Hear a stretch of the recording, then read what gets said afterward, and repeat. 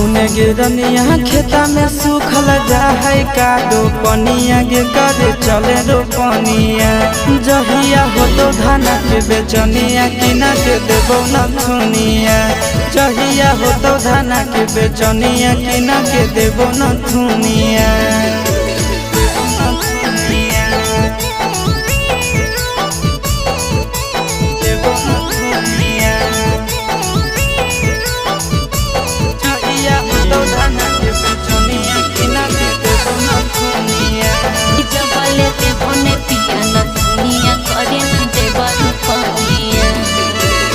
बड़की गोतिनिया करे बैठी के आराम हो घर बाहर हमारे से करबा सब काम हो